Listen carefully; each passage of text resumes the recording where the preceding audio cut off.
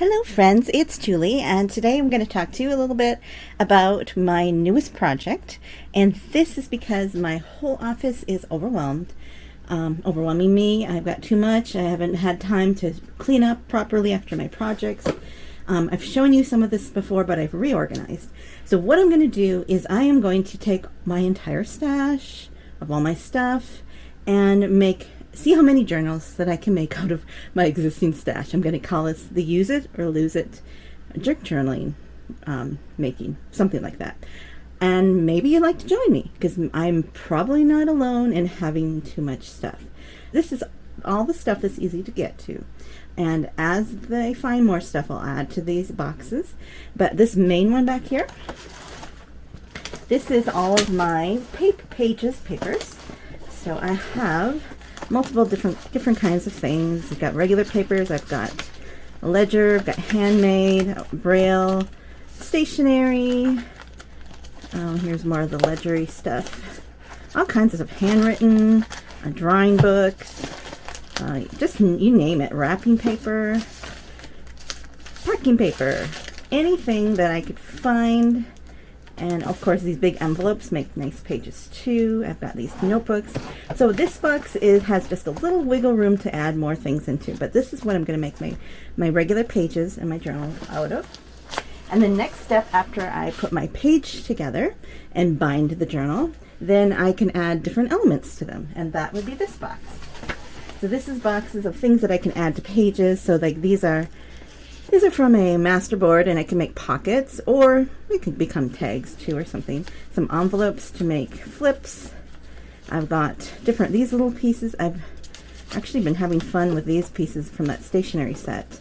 I've got these old cardboard frames, just different pieces, some even book pages. I've got miscellaneous, all these things that can be added to the pages to just fancy them up a little bit. And there is a bit of room left in here. So what I'm also doing is I'm adding, when I find something, I add it to the back of the box so I can use stuff at the front first, and that's in all of the boxes. Then I have this box of my trims. It looks a little less organized than last time you saw it because I've been using it. Okay. And I've kind of thrown in a couple extra things. But this is my trims, and then I can add like edges, or I can use this to add tabs on the top of tags. I can add like little side tabs, like these make great tabs or decorative things. Just all kinds of lace stuff, and I have to clean this up. Okay, I'll do this off camera. You don't need to see that. I also have this box that I'm keeping handy. This is all of my strips, just the strips, because I'm going to I need some more paper ruffles, and maybe I'm gonna do a tutorial with you about it, but I need to make more paper ruffles because I'm almost out. All I have left is this, so that definitely I need that. Another embellishment thing that I have are these, my snippet rolls. This is what's left of those 2 snippet rolls, 2 or 3. And I also, for the paper side, I have on my desk my Franken paper roll. I have a video on that. I love using this. So that goes along with this, but it doesn't fit in that box. So this is specifically for Montana stuff. So I keep this separately because I know I'm going to make some Montana stuff. This is all embellishments and stuff. After I'm done making all the pages nice, and then it's time to fill up the journal. And that's when this box comes in. And this box is full of stuff that's ready-made. I labeled it because sometimes I forget. Things just to stick in the pockets and such. So little envelopes, little tags. I do actually need to make some more masterboards and tags. I have some scrappy notebooks in here. Cards, receipts, little stationery, easy to tuck in, more receipts and stuff like that. Checks. So that, and also because this is taking up less space than I thought, I put in the back of this divider some of the jewelry things, gems, buttons, things like that. I haven't used them much, but here they are to keep them handy in case I do need them, because I want to have everything on my desk or right here so that all I have to do is just grab it and make it. And then finally, for small little tidbits, I have this just little things. Maybe I need at the top of a tag and make a tab on a tag. Maybe grab this, and where's my tags? And I just go like that and staple it on, or I grab this and I tie it on or something. Just the little tiny pieces, or I need just a little background behind something. That's little stuff, plus stamps. And that is the whole process. I'm doing this because I can't always find everything that I want when I want to. Like the other day I wanted to put some stamps, some edges on something, and I found my stamps, couldn't find my ink. So has that ever happened to you? And so I'm like, I just need to use it. I have stopped going and looking for stuff for the most part. There is one thrift store that I go to. It's our local county seat. The sales from it contribute to the food shelf, so I really try to help them out. And that's about the only one I'm going to right now. It's because I know if I go somewhere, I'm going to find something. So this is all, when I get low on one of these boxes, like definitely I have room in this box, then I can go through my office, I can grab something. Here, like, here's a pile on the side of my desk, right here. Top of it is this wonderful magazine here, the Her Studio, which is her that became part of that paper bag journal. But this one I could harvest because I want to use it or lose it. So what I could do is I can find different images that I want to use. I could cut them out. I could put them in different folders. Maybe there's some sayings I could cut out, things like that. And here is a part of a Daphne's diary that I already started to use and harvest. This is a scrapbook. This actually, we can file this into, into this box of elements. That's what I'm going to call it, because they can be added to pages, and I'll just put them in the back. These envelopes, actually I need for mailing. I'll put those away after my video. I have this wonderful calendar that I want to make a whole journal out of.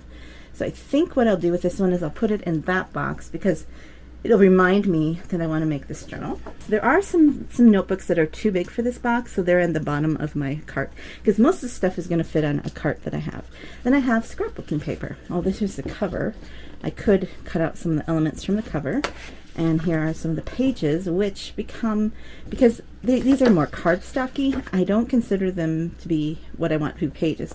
Just for one thing, when you fold them, they crack a little bit, and they're a little more sturdy, maybe every once in a while, but not for a standard page. So these become more elements. But because there's a lot of it, I am not really sure how I'm going to incorporate it into that. Maybe I'll have just a pile of scrapbook paper like that on the side. I have this wrapping paper, but it says happy anniversary, so I think I'm going to give this back to the thrift store because I thought I could use, maybe I will cut this out. Maybe I'll process that. The strips. Okay, I'm talking myself into it. I've got some file folders, this fancy box. I do have a box or a folder in the bottom of my cart of things that I can make covers out of, cardstock and stuff. So that's how I'm going to go through my office, and I'm going to go and sort things until the boxes are full, and then I'm just going to make a journal out of it. Then I'll make a journal and then fill up the boxes again, and so on. And that way I can work through my stash. What do I do with this? This would be elements, I think, because I could glue that onto a page. I think this also could be an element. Book pages definitely are elements unless they have folds in them that they can become pages. So that's my plan. We're doing it use it or lose it, and it's use it or lose it because if I come across something that I really am not excited to use, or it ends up to being at the front of the box for a while, then I'm going to get rid of it. So why don't I give myself 3 journals to try to put something in, the first thing in. Maybe I'll put a sticky note on the first thing in each box, and if I don't use it in 3 journals, I'll have 3 strikes. Then we will get rid of it. And that way it's also getting rid of stuff too. So this is more scrapbooky paper. Can make great elements. As I go here, as I make journals, I'll show you how I'm doing it. More scrapbook paper. There's a box of stuff. I'm going to put the scrapbook paper and stuff out of the way here so it's not so messy looking. See, this does not inspire me. I know some people would be like really excited about using something like this, but the thing is, cardboard paper is pretty much something that will break down faster than plastic, and I'm okay with putting it in the recycling bin if it's not inspiring me. Okay, these are page elements. Oh, sonnet. That's an element. This is too small to put in there, so it goes in the scrap. So you kind of get the idea of what I'm doing here. I actually made a journal in this process, but I figured out what I really needed to do with it and what I needed to have ready, like this system, during that process. So hopefully this is going to work. So these are page elements. But this way I will get through, hopefully, my office. This is stuff to process. I think stuff to process I can do during the evening, maybe when I'm winding down for the night. This box is actually stuff that was from my paper bag journal. So there's a lot of this kind of thing. This is the bottom of the paper bag, and it makes a great little place to tuck things into. I love this envelope. This is from that person who made that beautiful painted paper. But that's my plan, use it or lose it. And the goal is to get rid of stuff, de-stash, declutter, because I don't know if you watched at the beginning of the year, but Dana K. White helped some of us paper crafters, and she had a little series at the beginning of the year of decluttering our craft rooms, and I have been wanting to do it, wanting to go through the process, but whenever I get to the process, I go to put something away because one of the questions is where would you look for this? Like if I had this, where would I look for it? And then I was like, oh, I would look for it in my closet. And then I go to my closet and I couldn't get to my closet. So then it was like, so I have to clean out the stuff in front of my closet first, but some of that stuff I couldn't get to, and then it's just like, I gave up. But one of the things that she said to the people who she was helping was that finishing a project is decluttering, and that really struck me. It is true. I mean, if you finish a project, it's off your desk, it's done. Now, granted, what I'm doing is not exactly finishing a project, it's starting projects, but anyway, it is decluttering because I am getting rid of stuff off of my desk, and all the stuff I had gotten with the intention of making something. So I'm okay with this being a way of decluttering. All right, so that's the plan. I have one journal I've already made. This was my prototype, and I'll do a flip through. This is made from a box from that free store that it was a card making kit, and I did a hidden binding, and that worked out pretty well. I mean, it's not perfect. It doesn't have every perfect element, but I made it. One of the things that I think about is Swedish death cleaning. We don't have kids, so there's nobody really to leave things to, and frankly, we live about 900 some miles from our immediate family. So if we both pass at the same time, something happens. Maybe you get an accident or something. I know this is a little morbid, but if something happens to us, then I'm going to guess that our family is going to just hire a company just to clean it out, because they're not going to want to take the time to take off time from work and do a big clean out, probably. I mean, you might do that for your parents, but you might not do that for your youngest sibling, because I'm the youngest of my family. And they all have their own kids. They all have their grandkids. So, a little cluster. So what I'm doing here is getting rid of stuff in advance of that. And because, I mean, people will go through and say, why did she keep this? It's part of a paper bag. And I wanted to spare them that, because I know that for those who aren't junk journalers, they don't see the value. It's money. It is actual real money. They might go like, why did she save all these business envelopes? And on like that. I have to. So one of the things that I'm thinking about with making these journals is I will put them for sale in the, what do you call it? The bookstore that I've been putting them on commission in. But in the event of my funeral, I would like to have the journals all together on a table, and people can take one and to remember, just for memory's sake. So that is my thought. I know it's a little morbid, but I lost family members right after high school. My mom, namely, and brother-in-law, grandma, all basically in the same year. And that really set the tone for my adulthood, that life is short. We don't know when our end's going to come. And so I don't always live that way. I don't always live by, hey, life is short. But that's always in my mind. So to me, thinking about that is actually, hey, that's a great idea. And they can take one or they don't have to, which I'll never know unless I can see them from heaven. But I thought that would be kind of nice because sometimes you go to a funeral and you were close to a person, or you really like the person, but you're not close to the family because the family always has first dibs on everything. But you wanted to have something to remember them by. And I think that would be a great way to do that. I'm just going to finish this box and I'm going to start my next journal. My puppy is sleeping, and that is the status of today. Let me know if you'd like to join me in this. You can do it in a different way. You don't have to do it the way I'm doing it. You can make your own rules. And it's not like I'm this pro at doing this, because obviously I have a problem. But do I keep these? I suppose. We'll see.